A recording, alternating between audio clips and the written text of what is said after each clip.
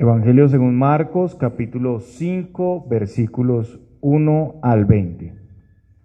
Vinieron al otro lado del mar, a la región de los Gadarenos, y cuando salió él de la barca, enseguida vino a su encuentro de los sepulcros un hombre con un espíritu inmundo, que tenía su morada en los sepulcros, y nadie podía atarle, ni aun con cadenas, porque muchas veces había sido atado con grillos y cadenas, mas las cadenas habían sido hechas pedazos por él, y desmenuzados los grillos, y nadie le podía dominar. Y siempre, de día y de noche, andaba dando voces en los montes, en los sepulcros, e hiriéndose con piedras. Cuando vio pues a Jesús de lejos, corrió y se arrodilló ante él, y clamando a gran voz dijo: ¿Qué tienes conmigo, Jesús, Hijo del Dios Altísimo? Te conjuro por Dios que no me atormentes. Porque le decía: sal de este hombre, espíritu inmundo. Y le preguntó: ¿cómo te llamas? Y respondió diciendo: Legión me llamo, porque somos muchos. Y le rogaba mucho que no los enviase fuera de aquella región. Estaba allí, cerca del monte, un gran hato de cerdos paciendo. Y le rogaron todos los demonios diciendo: envíanos a los cerdos para que entremos en ellos. Y luego Jesús les dio permiso, y saliendo aquellos espíritus inmundos, entraron en los cerdos, los cuales eran como 2000, y el hato se precipitó en el mar por un despeñadero, y en el mar se ahogaron. Y los que apacentaban los cerdos huyeron y dieron aviso en la ciudad y en los campos, y salieron a ver qué era aquello que había sucedido. Vienen a Jesús y ven al que había sido atormentado del demonio y que había tenido la legión, sentado, vestido y en su juicio cabal, y tuvieron miedo. Y les contaron los que lo habían visto cómo le había acontecido al que había tenido el demonio y lo de los cerdos. Y comenzaron a rogarle que se fuera de sus contornos. Al entrar en la barca, el que había estado endemoniado le rogaba que le dejase estar con él. Mas Jesús no se lo permitió, sino que le dijo: vete a tu casa, a los tuyos, y cuéntales cuán grandes cosas el Señor ha hecho contigo y cómo ha tenido misericordia de ti. Y se fue y comenzó a publicar en Decápolis cuán grandes cosas había hecho Jesús con él, y todos se maravillaban. Oremos. Amado Padre Celestial, queremos pedirte que en este momento, Señor, abras nuestro entendimiento, que podamos recibir, atesorar tu palabra, que nos guíe, Señor Dios, en la práctica de tu palabra, de tus promesas, de tus amonestaciones, Señor Dios. Te lo pedimos en Cristo Jesús. Amén. Muy bien, hermanos, podemos sentarnos. Y vemos que el Señor había estado enseñando antes una serie de parábolas con el tema del reino de Dios, usando la figura del terreno, la semilla y el crecimiento. Y ahora tenemos varias circunstancias en este contexto, varios encuentros del Señor con algunas personas, situaciones prácticas donde los discípulos siguen siendo edificados al ver en ejecución el poder de Dios, el obrar poderoso de Dios. Después de la enseñanza instructiva del Señor, entonces vemos aquí la práctica. En la porción anterior vimos que el Señor Jesucristo, después de enseñar a las multitudes, ahí desde la barca, al finalizar el día, manda a sus discípulos cruzar al otro lado del mar de Galilea, navegando hacia la ribera oriental, donde está una región que se llama Gadara.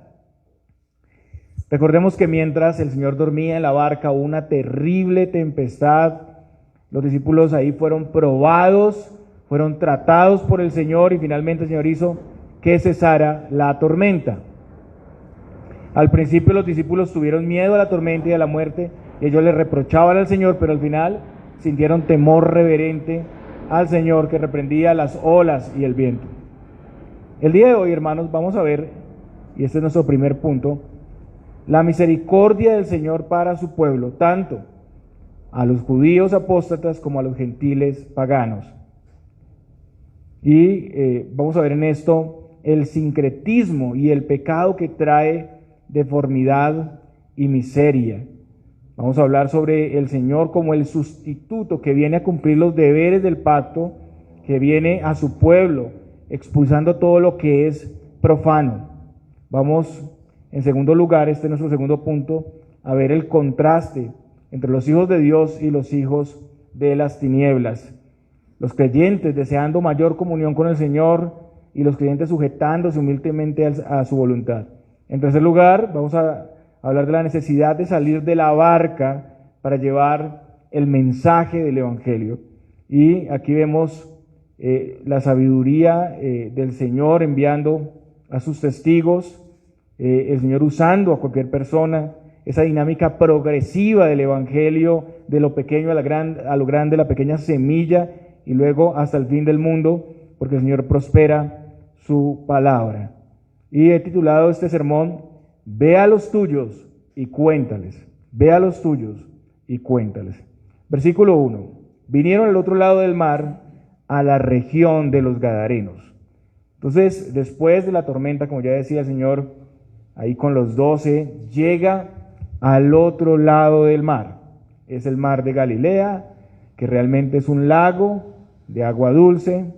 Han recorrido una distancia, una gran distancia, 12 kilómetros. Han pasado por la tormenta que el Señor apaciguó y ahora llegan a la orilla, y es la región de los Gerasenos. Aquí dice Gadarenos, pero en el original es Gergesenos. Hermanos, aquí vemos la enorme misericordia del Señor en primer lugar.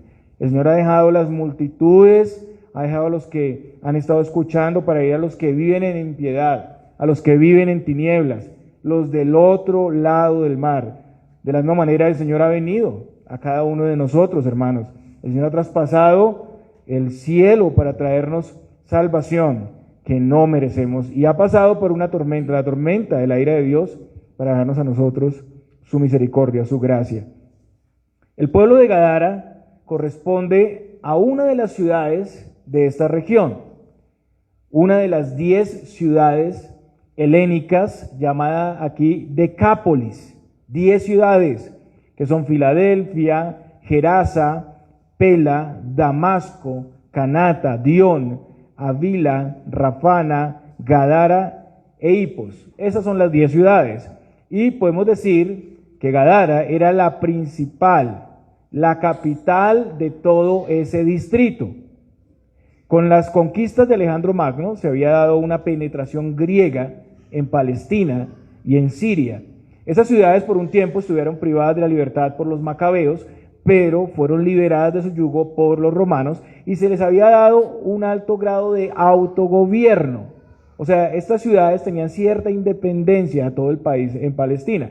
Solo tenían que hacer ciertas cosas, pagar tributos, rendir servicio militar a Roma, pero tenían su propio ejército, tenían sus propios tribunales, tenían su propia economía, su propia moneda, y las ciudades estaban asociadas para beneficio comercial. En cuanto a toda la región, eran ciudades hermosas. Este era el lado culto, el lado helenizado, donde la arquitectura, los monumentos, los centros de diversiones, los juegos, los centros teatrales, hablaban de esa clase alta, esa clase de buen gusto.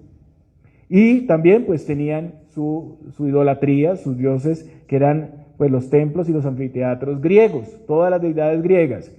En segundo lugar, también ahí habían judíos. Esta era tierra asignada en el pasado como tierra prometida al pueblo de Dios. Pero, ¿qué pasó con el tiempo? Por el descuido de los llamados del Señor,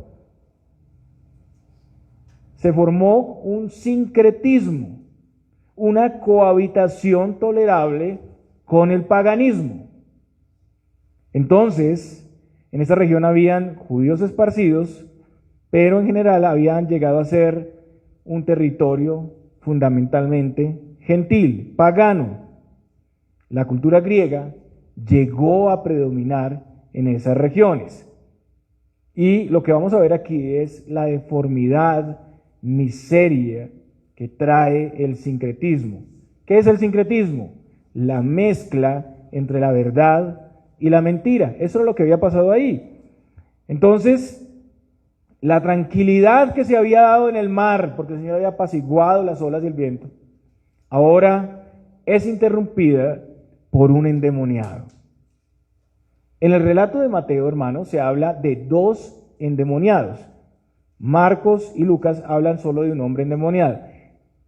Es posible que Marcos y Lucas describan a solo uno de los endemoniados. Recordemos que los evangelios tienen una armonía y que estamos viendo el testimonio de varios testigos.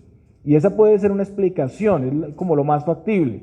Pero entendemos que en general pues sí fueron 2. Aquí Marcos describe a uno de los endemoniados. El pasaje dice: y cuando salió él de la barca, enseguida vino a su encuentro de los sepulcros un hombre con un espíritu inmundo. La situación se da cuando el Señor sale de la barca. Al momento de salir viene él, al Señor lo recibe una persona en un estado crítico. Este hombre representa la condición espiritual de Decápolis. No quiere decir solamente que él era el que estaba bajo el dominio de Satanás. De hecho, toda persona que no conoce a Cristo, que no ha creído en Cristo, está igual de endemoniada, está igual de perdida, está igual de condenada. No tiene que estar convulsionando, diciendo cosas extrañas, hablando varias voces ahí para uno decir, esta persona está bajo el dominio de Satanás, sino que si la persona no ha creído en Cristo, si la persona está en la condición en que nació en Adán, pues sencillamente, según Efesios capítulo 2, los versículos 1 al 3, está bajo el dominio de las tinieblas, está muerto en sus delitos y pecados y está sujeto a esa influencia del enemigo. Pero aquí se muestra en una persona. Aquí se muestra en una persona todo lo que está pasando, la condición que se está dando en Decápolis. Y era tanta la agresividad que la gente pues no quería pasar por ese lugar, no quería ni siquiera tocar esos caminos. En el libro de Mateo, capítulo 8, versículo 28, que es el pasaje paralelo, dice: feroces en gran manera tanto que nadie podía pasar por aquel camino. El hombre era de la ciudad, Lucas dice esto, pero desde hacía mucho tiempo, y noten ustedes esto, él había permanecido mucho tiempo ahí por su estado, pues ya no vivía en la ciudad, sino en los sepulcros, que eran como cámaras o bóvedas mortuorias abandonadas. En una parte de la orilla del lago hay muchas cuevas en la roca caliza que se usaban como tumbas. Eso está en Lucas 8:27, podemos ver eso. Y entendemos que él se refugiaba, que él vivía ahí en ese lugar. Y lo que tenemos aquí es el resultado de cómo trató este pueblo a esta persona. O sea, no lo queremos en la ciudad, entonces pues es un lugar alejado, un lugar donde nadie frecuenta, entonces ahí está, y solo con que evitemos el camino. Ellos no se quedaron con las manos cruzadas. Ellos habían tratado de solucionar el problema. ¿Qué hicieron? Ataron al hombre endemoniado, pero se dieron cuenta que era imposible porque el hombre rompía las cadenas y los grillos. Marcos dice que nadie lo podía dominar, versículo 4. Entonces, el hombre ejercía una fuerza sobrenatural. Porque romper cadenas es ya otra cosa, ¿cierto? Ya es otra cosa. Romper los grillos, las cadenas, es algo ya que sobrepasa la fuerza de una sola persona. Y Marcos también dice que de día y de noche gritaba y se hería con piedras. El hombre no solamente espantaba a todos, sino que se agredía a sí mismo, cogía piedras filosas y empezaba a cortarse. Esto era algo que nadie quería ver y que nadie quiere ver en nuestra sociedad. Usted tiene un vecino así, usted tiene que hacer algo, ¿cierto? Si usted ve a una persona que se para en la puerta de su casa a hacer eso constantemente, pues usted se va a asustar. Pero era algo que todas las personas de la ciudad querían evitar. De nuevo, como en la tormenta, tenemos aquí el pánico y el temor de estas personas. Era algo que habían tratado de controlar, pero no lo lograban. Su solución era solo amarrarlo, limitarlo con cadenas, y esa era una solución que solo les beneficiaba a ellos, que era añadirle incluso una atadura más para limitarlo de no atacarles. O sea, era para beneficio de ellos, no era para solución de él. La compasión que podía despertar y las soluciones que las personas le dieron solo pretendían aislarlo de ellos, mantenerlo preso para que no les molestara y si al caso, pues librarlo de las propias heridas, pero él siempre se liberaba. Entonces, pues no lograban su propósito, no funcionaba, no solucionaba el gran problema de este hombre. Y así son todas las soluciones humanas y materiales, pues no funcionan, no son eficaces contra Satanás, contra el reino de las tinieblas. De nuevo, esta era una situación oscura, triste, que revelaba la condición crítica, miserable de toda esta sociedad. Las personas en esta región aprendieron a convivir con eso, se acostumbraron, se endurecieron con esto. Si no funcionaban las cadenas y los grillos, pues solo había que hacer una cosa, no pasar por ahí, dejarlo ahí en los sepulcros, déjenlo quieto, no se metan por ese camino, no pase por ahí. Tal vez pusieron una señal, aquí hay un endemoniado, por ahí no se meta. Y podemos aquí imaginar la miseria, la tragedia que vivía ese pobre hombre, porque realmente él sufría. Si estaba constantemente en esa condición, pues él no podía trabajar, él no podía ganarse el pan de cada día. O sea que ese hombre no comía adecuadamente. ¿Quién sabe? El texto no lo dice de qué se alimentaba. Si permanecía día y noche gritando en los montes y en los sepulcros, pues ese hombre no podía descansar bien. No tenía una casa, sino que dormía en los sepulcros, en el suelo. Entonces no descansaba, no dormía bien. Además estaba lleno de cortadas, heridas, que le dolían, que no eran sanadas, que no eran curadas tiernamente. Este era un hombre martirizado. Pero las personas de esos lugares solucionaron el problema evitando el camino, quedándose lejos. Nadie fue a curar sus heridas, nadie se preocupaba por su dolor y sufrimiento. Hermanos, en medio de la gran arquitectura de la ciudad, en medio de la belleza, de la sabiduría que hay en las universidades, del estatus, está nuestra vergüenza, está la falta de compasión, la evasión, la indiferencia, la deformidad, los estragos y la miseria del pecado están ante nuestros ojos constantemente. Basta con salir de aquí y darse un paseo por este lugar. Nos acostumbramos a ese cuadro, hermano, no queremos arriesgar nuestro confort, nuestra seguridad. Esas personas podían disfrutar de los centros de entretenimiento que tenían ahí en la ciudad. Ellos iban a ver el teatro y tal vez se reían, tal vez lloraban ante una escena teatral bien elaborada, pero ellos habían olvidado al hombre que sufría. Se endurecieron, se anestesiaron ante la verdadera necesidad. Y lo que vamos aquí a ver es que el único que se compadece es el Señor. Volviendo a nuestro texto, en el versículo 6 vemos que la presencia del Señor fue percibida por él incluso a lo lejos.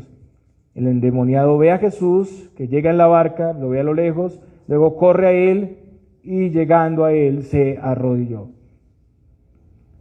Su impulso fue violento, pero no pudo hacer nada hacia Jesús, sino que cayó a sus pies. Cayó a sus pies. Y cuando el Señor le ordenó que saliera del hombre, el Espíritu respondió gritando: ¿qué tienes conmigo, Jesús, Hijo del Dios Altísimo? Versículo 7. Literalmente él está diciendo: ¿qué a ti y a mí? Otras versiones traducen: ¿por qué te entremetes? Y con eso pregunta sobre cuál es el propósito que tenía Jesús con él ahí. ¿Por qué viene a ese lugar a buscarlo? ¿Cuál es la razón por la que Jesús ha venido, ha cruzado el mar para estar ante él? Y parece que este espíritu hablaba, y lo vamos a ver ahí, en el nombre de los demás. Él era como el espíritu líder ahí. Ya vamos a ver que había muchos más ahí, pero entonces él los representaba. Por eso vemos que a veces va a usar el plural y a veces el singular. Lo siguiente que dice es: Hijo del Dios Altísimo, versículo 7. El espíritu inmundo reconoce la identidad divina de Jesús, y en eso tiene mayor claridad, reverencia, que todos los oyentes que ante su enseñanza clara lo han rechazado, como los mismos judíos. Lo reconoce como Hijo de Dios, el más alto o grande, el Dios supremo y trascendente, y acá está resaltando la soberanía de Dios, la trascendencia de Dios. Recordemos que está a sus pies, el demonio está inclinado, hizo inclinar al hombre, lo controla, está a sus pies. Y luego responde: te conjuro por Dios que no me atormentes. Esta es la parte C del versículo 7. Algunos pasajes dicen, te ruego por Dios que no me atormentes. Y eso puede entenderse como la súplica a Jesús ante las palabras del Señor diciendo, sal de este hombre, espíritu inmundo. El Espíritu le pide que se comprometa en juramento ante Dios que no le va a hacer daño, que no le va a atormentar. Le pide a Jesús que jure ante Dios. Pero Jesús pues no hace eso. El Señor no tiene por qué seguir las órdenes de este demonio ni tomar ningún juramento. Sencillamente hace la voluntad de Dios. Pero los espíritus están atemorizados, están temblando. Saben que Jesús les puede castigar. Entonces Jesús pregunta, ¿cómo te llamas? Y respondió diciendo, Legión me llamo porque somos muchos. Y eso muestra la condición crítica de este hombre.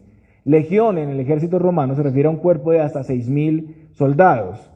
Pero entendemos que esta puede ser una cifra simbólica para mostrar que el hombre estaba poseído por muchos demonios. Y la pregunta es hecha por el Señor para mostrar a los discípulos y a nosotros la condición crítica de este hombre. El pasaje paralelo en Mateo amplía aquí algo más sobre el temor de estos espíritus. Mateo 8, 29 dice, ¿has venido acá para atormentarnos antes de tiempo? En Lucas 8:31 también leemos, y le rogaban que no los mandase ir al abismo. Y aquí recordamos una escena atrás, en Marcos 1:24, ese endemoniado que estaba en la sinagoga, que decía, ¿qué tienes con nosotros, Jesús Nazareno? ¿Has venido para destruirnos? ¿Recuerdan ustedes esa escena? Los demonios aquí igualmente tenían temor que el Señor los destruyera. Ahora, para entender mejor esto, en 2 de Pedro 2:4 leemos lo siguiente, porque si Dios no perdonó a los ángeles que pecaron, sino que arrojándolos al infierno, los entregó a prisiones de oscuridad para ser reservados al juicio. Algo similar también dice Judas 1:6, y a los ángeles que no guardaron su dignidad, sino que abandonaron su propia morada, los ha guardado bajo oscuridad en prisiones eternas para el juicio del gran día. Sabemos que muchos ángeles se rebelaron contra el Señor y que Lucifer propició esa rebelión. Estos ángeles no fueron perdonados. El pasaje dice que fueron arrojados al infierno.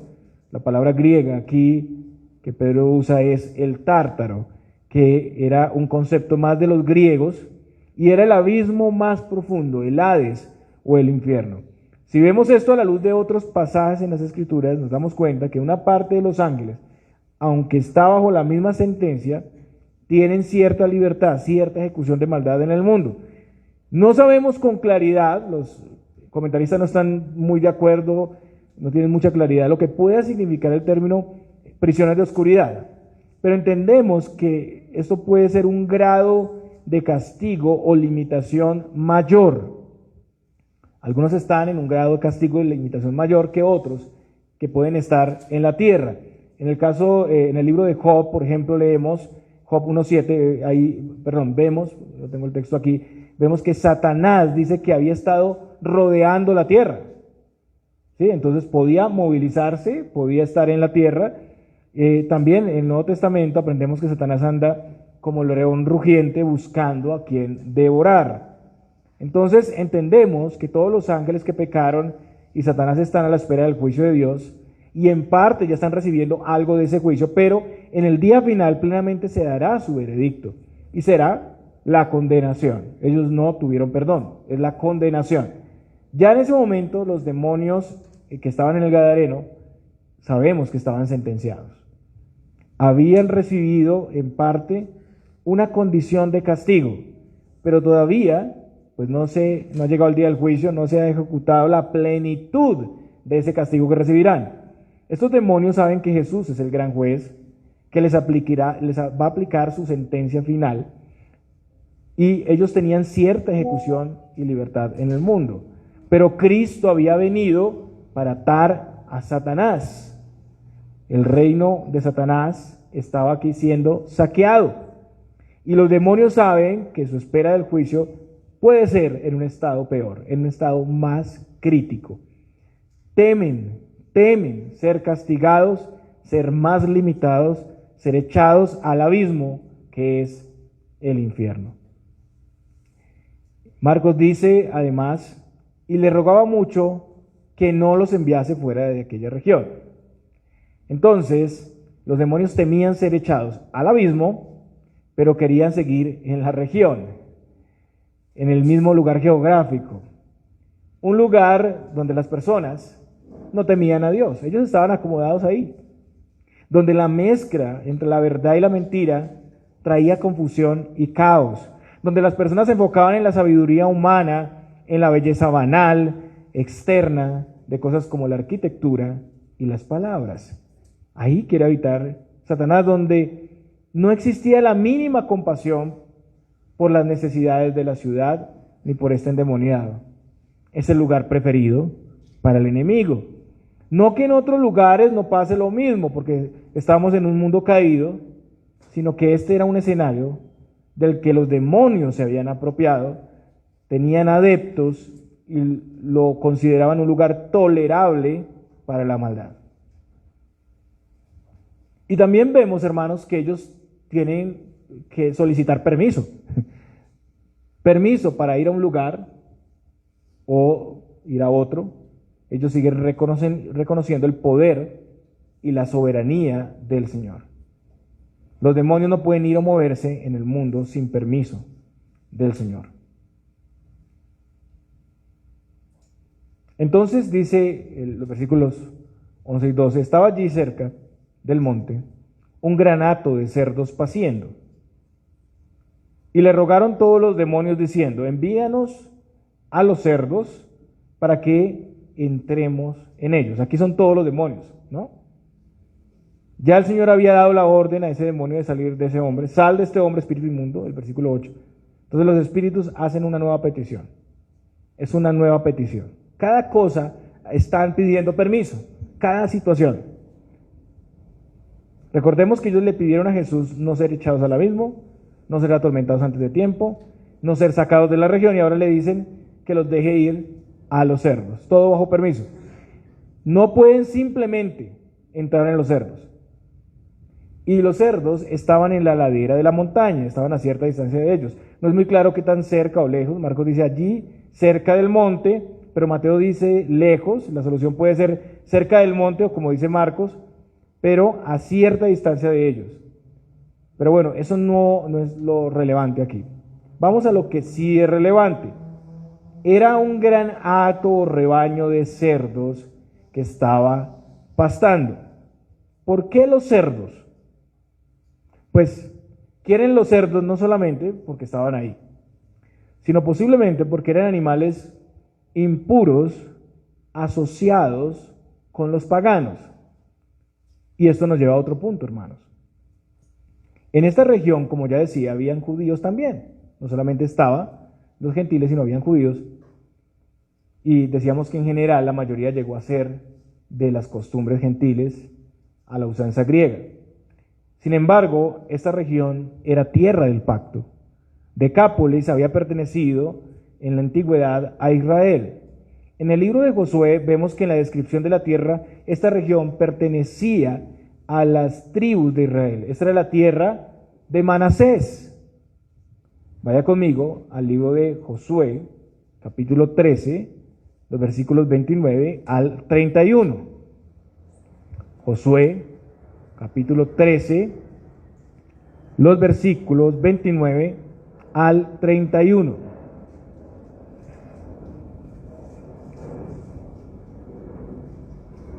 Escuchemos con atención. También dio Moisés heredad a la media tribu de Manasés, y fue para la media tribu de los hijos de Manasés conforme a sus familias.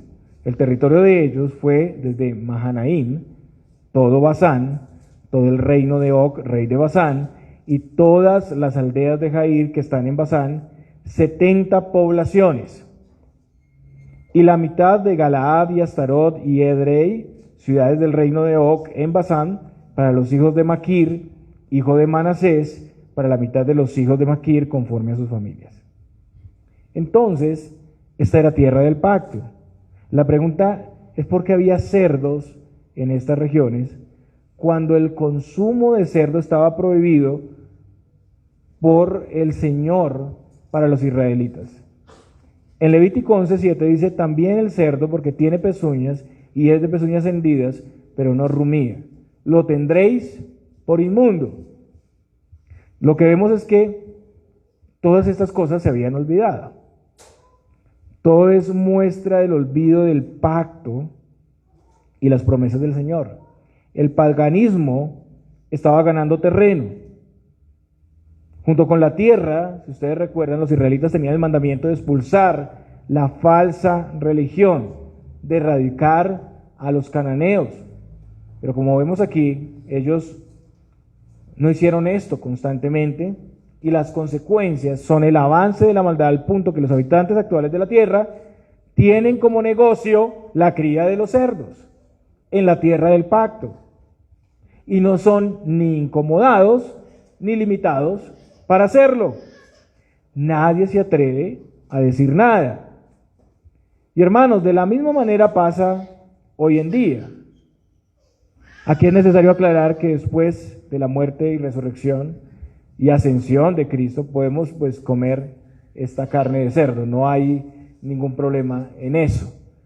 Estamos hablando del contexto judío en su momento que tenía ciertas leyes dietéticas. Pero aquí hablamos de las leyes solamente de ese lugar dietéticas dadas específicamente a Israel y que le identificaban en relación a las naciones paganas nada más. Ahora, hoy en día, eso no lo tenemos que hacer.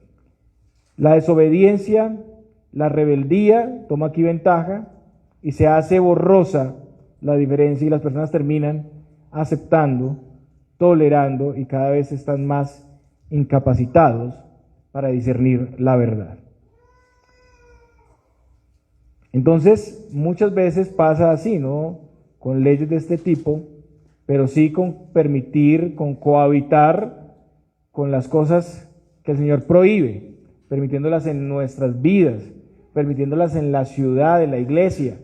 Un día esas cosas empiezan a crecer, a progresar, al punto de que ya nadie quiere incomodar, ya nadie quiere hablar de esas cosas y se convierten en cosas tolerables.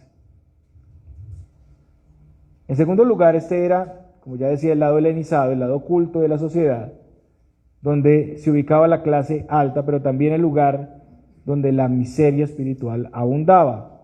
Era un pueblo culto, acomodado, pero ignorante de la verdad. Y muestra de eso son también entonces los cerdos y el hombre endemoniado. El Señor viene a mostrar su gracia, su misericordia, por un lado a personas que se han olvidado, apóstatas, que han olvidado el pacto y se han alejado de las promesas de Dios, pero también están aquí los gentiles, personas que centraban su esperanza en la sabiduría humana, en la belleza externa, en la vanagloria de la vida. Ahora viniendo Cristo, ambos grupos perdidos tendrían más que un territorio como promesa, y es la libertad de la esclavitud, es la vida eterna. Entonces la presencia de Cristo aquí tiene como propósito rescatar a los suyos, haciendo lo que su pueblo no hizo con el pecado y con la maldad. El Señor viene a expulsar, a erradicar la maldad de su territorio, reclamar, arrebatar a los elegidos que estaban bajo el dominio del maligno para darles libertad y liberar a esas personas de la vida banal y temporal. Y esto traería un llamado y bendición a los suyos, pero también sería un juicio para las personas de esas regiones. Habría necesariamente pérdida. Y siempre es así, hermanos. Siempre es así.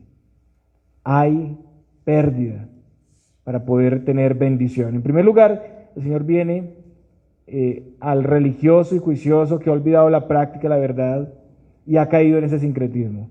Y al liberal también que está sumergido en la belleza de la sabiduría y lo que ofrece este mundo. La llegada del Señor en nuestras vidas trae libertad que echa fuera todo lo deformado, todo lo incorrecto. Y somos llamados precisamente a morir a nosotros mismos. Además, el Señor soberanamente hace eso. Él no permitirá que los suyos sigan en tinieblas sirviendo a sus ídolos. El Señor trae la verdadera libertad, trae bendición. El desenlace, hermanos, es sorprendente. Vayan al versículo 13. Cuando Jesús les da permiso, no solo entraron a los cerdos, sino que el hato cayó al mar por un despeñadero. Los cerdos se ahogaron y además vemos que era un número considerable, 2.000 cerdos, todos murieron. Esos animales constituían la economía, la fuente de ingresos de muchas personas en esta región. El Señor destruyó su fuente de ganancia. Y cualquiera diría, uy, pero qué malo, el Señor vino a destruirle su negocio. Ellos vivían de eso, pobrecitos. Pero el Señor estaba ejecutando un juicio. Vamos a ir al versículo 14. Y los que apacentaban los cerdos huyeron y dieron aviso en la ciudad y en los campos. Y salieron a ver qué era aquello que había sucedido. Entonces, tenemos aquí a unas personas que estaban cuidando los cerdos. Ellos eran como los pastores jornaleros, los pastores de ovejas, pero con los cerdos. Podemos llamarlos los porqueros. Ellos cuidaban a los puercos, ellos eran los que les daban de comer. Ellos fueron y contaron lo que había pasado en la ciudad y en los campos. Parece que estos cerdos eran de varias personas. Entonces ellos tenían que responder ante los dueños de los cerdos, tenían que señalar que ellos eran inocentes. Entonces imaginamos la angustia, ¿no? Ellos están cuidando algo que no es de ellos y pasa toda esta catástrofe y ellos tienen que ir a comunicar eso. Versículo 5, y vienen a Jesús y vienen al que había sido atormentado del demonio y que había tenido la legión sentado, vestido y en su juicio cabal, y tuvieron miedo. Como esta era su fuente de ganancias, pues ellos se preocupan, van a ver qué ha pasado y pues no es un problema menor para ellos. De inmediato llegan, entonces ven al hombre que está libre, estaba sentado, o sea, en una posición de tranquilidad, de descanso, estaba vestido, estaba en su juicio. Acuérdense que él andaba desnudo, tenía ahora conciencia y ahora tenía la necesidad de cubrir su cuerpo. Alguien tuvo que haberle provisto ropa, ¿no? No sabemos quién, pero alguien tuvo que haberle dado esa ropa porque él andaba desnudo. Lo más seguro, los únicos que estaban ahí era el Señor y sus discípulos. Y la primera reacción de estas personas, como los de la tormenta en los pasajes anteriores, fue miedo, temor. Algo extraordinario había pasado, pero todos tenían temor a ese hombre. Antes evitaban estar cerca de él por miedo a su condición agresiva, ahora tienen temor de verlo libre, en su juicio y en paz. Luego los pastores de los cerdos les cuentan entonces a los jefes ahí ya presentes con el Señor todo lo que ha pasado, les dan un informe detallado de lo que vieron que el Señor hizo a ese hombre y a los cerdos. ¿Y cuál es la reacción de esas personas? ¿Cuál es la reacción? Cayeron de rodillas ante el Señor y lo adoraron y le sirvieron. No. El versículo 17 dice, y comenzaron a rogarle que se fuera de sus contornos. El poder del Señor y su pérdida económica les atemoriza. Ellos no se alegran con el hombre que ha sido liberado, que ha sido restaurado. Ellos no están sorprendidos con esta señal. No desean conocer a Jesús. A ellos les importan sus ganancias, les importa su pérdida. Ellos podían controlar a este hombre dejándolo lejos. La manifestación en juicio a ellos les trajo pobreza. Pero aunque saben que el Señor ha hecho eso, tienen temor para hacerle responsable y mejor prefieren que se vaya. No le van a hacer responsable, no van a ir a decirle, oiga, págueme los cerdos. No, es mejor que se vaya. Que no entre más en sus vidas, en sus negocios, que no venga más pérdida. La sociedad culta y educada de Decápolis le pide al Señor que no esté entre ellos. Y el Señor hace caso a su negativa y se va. Los que rechazan a Cristo, hermanos, desean tener una paz y libertad que no es ni paz ni libertad. Que no es ni paz ni libertad. Es incoherente. No quieren sufrir pérdida, no quieren sufrir al morir a sí mismos, al abandonar a sus ídolos. No es lo mismo con nosotros, hermanos, y ahí es donde tenemos que revisarnos. Porque la vida en Cristo trae pérdidas, y pérdidas muy grandes. Tenemos que morir a nosotros mismos. Y se pierde realmente, pero se gana muchísimo más realmente. Entonces, no sé si alguno entre nosotros puede estar así en esa condición, no queriendo perder su vida, aferrado a lo que le ofrece su condición de pecado y este mundo. O si alguien quiere que Cristo esté lejos, es mejor que esté lejos de mí, que no influya en mi vida, que no venga a alumbrar las áreas oscuras de mi vida, que no penetre en mi casa, en mi familia, en el sacerdocio de mi casa, en las cosas que hago en lo secreto. Es mejor que esté lejos. No sé si hay alguien que piense que puede poner grillos y cadenas a Satanás y a su pecado y dejarlo convivir ahí sin hacerle daño. Y decir, desde que no me meta mucho por esos caminos no pasa nada. Pero si hay alguien así aquí, hoy es día de salvación y de libertad en Cristo. Venga a Cristo y tendrá la libertad que tuvo este endemoniado. Y podrá ver la verdad. Y podrá entender que otros están encadenados y que van a la condenación. Entonces ellos toleraban al hombre endemoniado, que podía ser evitado, pero seguía ahí, estaba en su territorio. El mundo sin Cristo rechaza al Señor para permitirse tener cerca a los demonios, para vivir en sus pecados. Siempre que hay una negativa a Cristo, hay algo que se está permitiendo, que se está atesorando. No quieren que Cristo esté cerca, lo quieren lejos, sin influenciar, sin efecto sobre sus vidas y la cultura. Y no son inocentes porque conocen el efecto transformador de la verdad. Así como esto lo habían visto ahí, estaban frente al ex endemoniado, ya no es endemoniado. Estaban viendo lo que había pasado. Tal vez usted puede ver el poder del Señor en otros. Y dice, mire, esta familia tiene libertad, esta persona dejó las drogas, dejó su vida pagana y ahora adora al Dios verdadero. Pero no me traigas cerca de ese que lo liberó. ¿Por qué no te vas? No me prediques tanto, no me hables de ese Cristo. Pueden ver el poder de Dios, pueden verlo delante de sus ojos, pero no quieren a Cristo en sus territorios.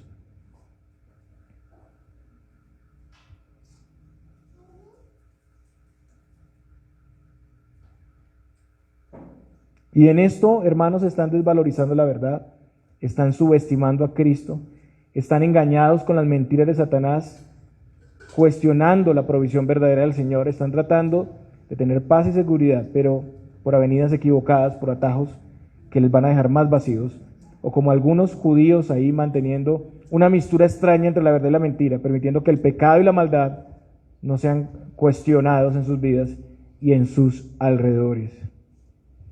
Y aquí vamos a encontrar un contraste, hermanos. Las personas de Gadara querían a Jesús lejos, pero el exendemoniado lo quiere cerca.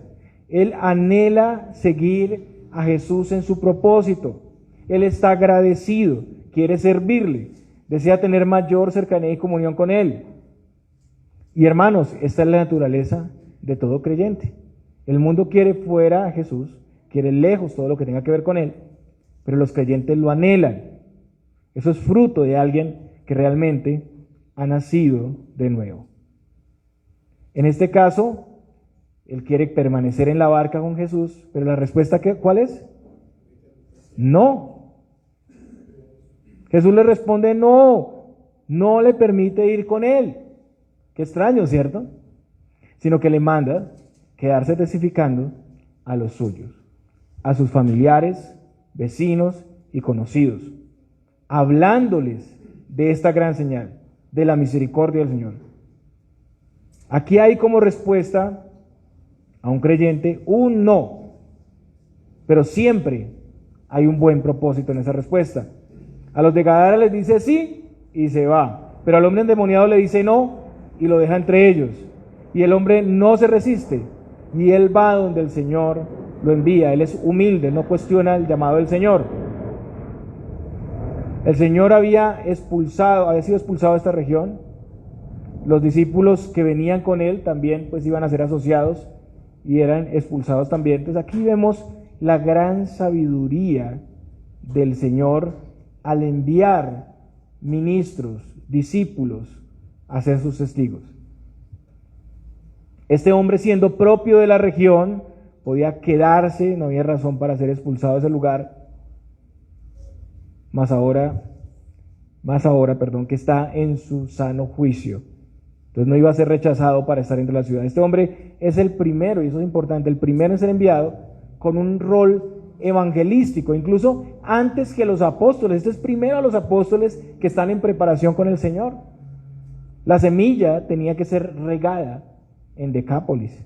El Señor tenía pueblo en ese lugar. La compasión del Señor con el endemoniado debe extenderse ahora hacia los demás. No había propósito con quedarse en la barca. El Señor estaría con él. Él es el que nos envía, el que nos establece, el que nos empodera para hacerlo. El llamado, hermanos, entonces no es a nosotros mismos. Si nosotros hemos sido beneficiados con la salvación, debemos hablar a otros de la obra del Señor. Hay una necesidad urgente que atender. Y ante ese tipo de necesidad, hermanos, tenemos que responder. Y aquí somos probados en cuánta compasión tenemos nosotros por los nuestros. Incluso, hermanos, usted dirá, pero yo no conozco todas las doctrinas para poder irle a compartir el evangelio a otro. Díganme ustedes qué conocimiento tenía este pobre hombre. Este hombre conoció la misericordia del Señor, la gracia, y fue enviado. Hermanos, yo sé que ustedes y yo tenemos mucho más. Mucho más. Este hombre no estaba tan capacitado, sabía lo básico.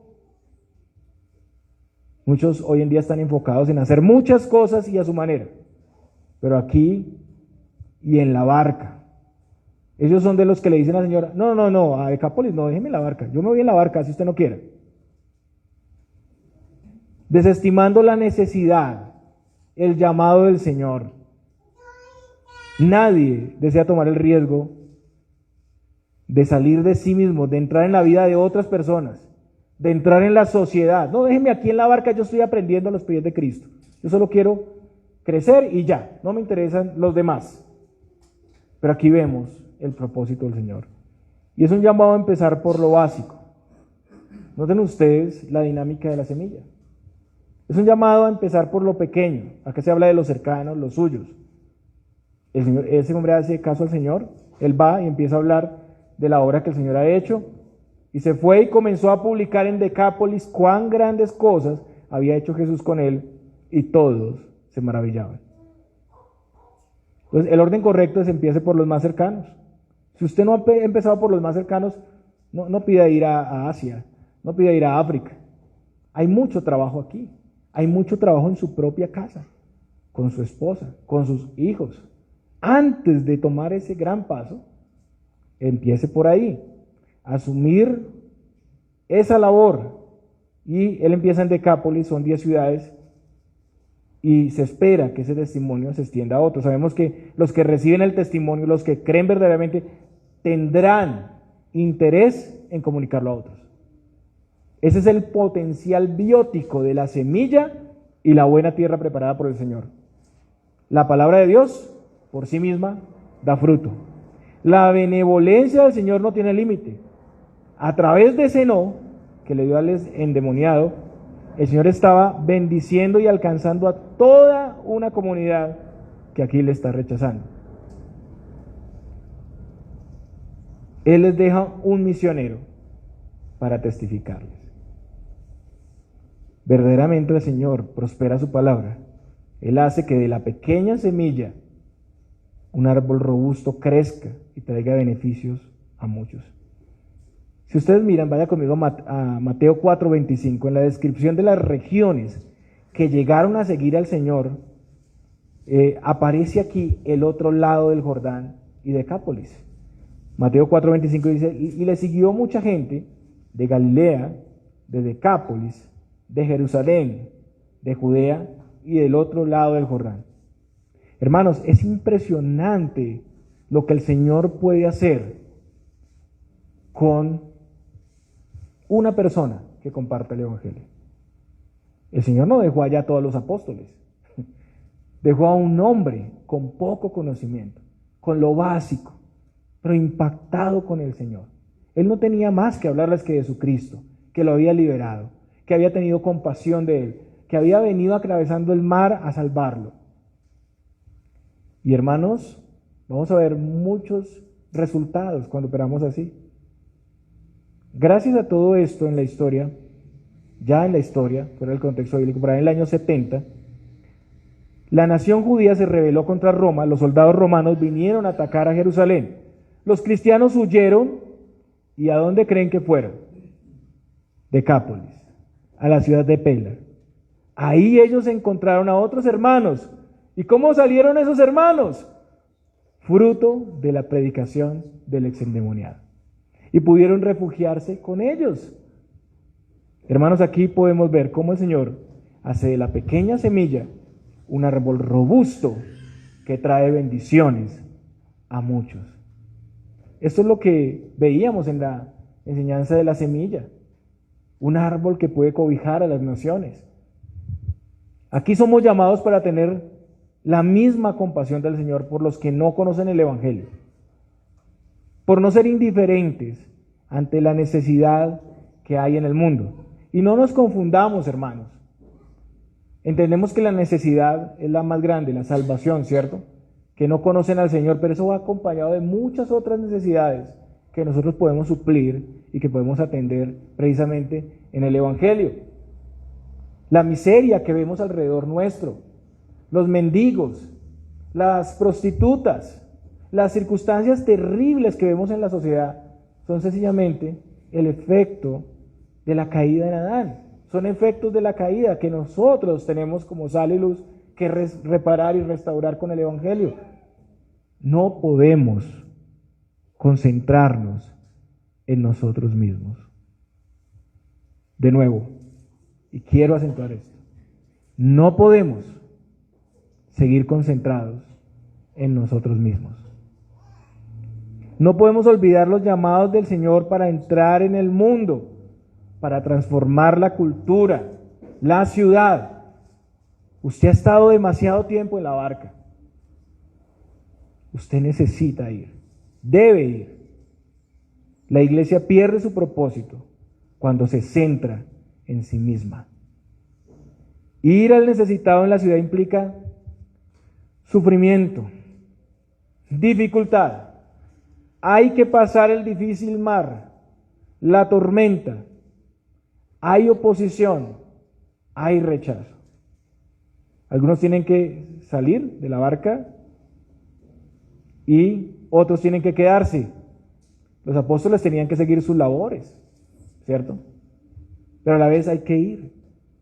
Alguien tiene que salir, alguien tiene que hacer ese trabajo. Y aquí no piense como alguien me dijo hace un tiempo, pastor, qué bueno que la iglesia va bien, cuénteme, ¿cuándo van a venir los misioneros a evangelizar todo este barrio? No, es que el misionero es usted y yo.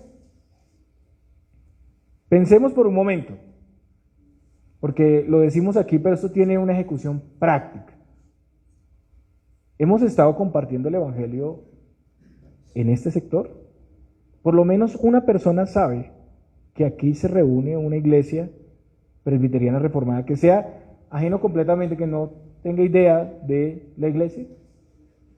Pensemos en eso. Si no lo hemos hecho, no es para enjuiciarnos todos aquí, es para que lo hagamos, para que un día como este salgamos a hablar de Cristo a ellos. Y esto es práctico, hermanos. Usted es el misionero. Si usted ha sido, tal vez usted tiene dudas, usted dice, pero ¿será que yo sí soy enviado aquí? Si usted ha sido beneficiado con la libertad de Cristo, usted está llamado a ir, a ser ese misionero. Y es necesario entrar, suplir con el Evangelio esas verdaderas necesidades. Para eso hay que conocer las necesidades. Entonces hay que relacionarse. No basta con que usted vaya y le dé un tratado a una persona. No, usted tiene que entrar en su vida. Tiene que generar estrategias como el Señor. La estrategia del Señor fue irse en la barca y dejar a un misionero. Esa fue la estrategia, y es una estrategia viable. No podemos perder el contacto con los incrédulos en nuestras relaciones sociales. Empezamos en el cristianismo y empezamos a perder amistades con el mundo. Pero no me refiero a amistades profundas en el sentido relacional de que nos afecten más con el mundo de lo que nosotros les afectemos a ellos, sino que nuestra relación está en ese marco de poder ser luz a ellos. Entonces no perdamos esos contactos, busquemos esos contactos, no actuemos de una manera discriminatoria porque no son creyentes y solo me reúno con la rosquita de los creyentes, sino que eso permite que podamos hablar el Evangelio. No piense que no tiene tiempo.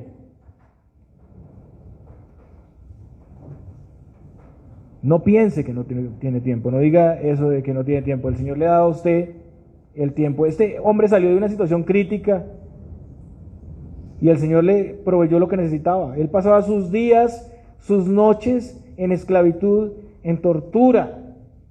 Antes de conocer a Cristo, esa era nuestra realidad. Vivíamos como esclavos. Cuando uno entiende el tamaño de la liberación que ha hecho el Señor, no hay excusas válidas, no hay razones válidas. Hay una gran necesidad en nuestros vecinos, amigos, compañeros de trabajo. Y usted tiene la provisión del Evangelio de Cristo. Además, si es por tiempo, tiene vida eterna. Entonces no se preocupe por eso. Vaya a esa persona. Uno solo puede ser el instrumento para cambiar toda una sociedad y toda una cultura. El reino de las tinieblas tiene que retroceder, porque en la gran comisión el Señor nos promete que Cristo irá con nosotros. Y miren cómo este espíritu no podía hacer nada por su cuenta. Cristo tiene dominio, Él ha vencido. En su gran misericordia, el Señor te usa a ti y a mí. El Señor nos envía como instrumentos que sin ser los mejores o los más eruditos nos usa. Y Él es el que prospera su palabra.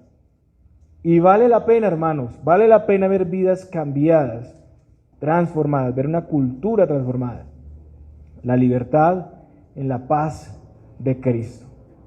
Y termino con las palabras del Señor y el título de este sermón. ¿Cuál es el título?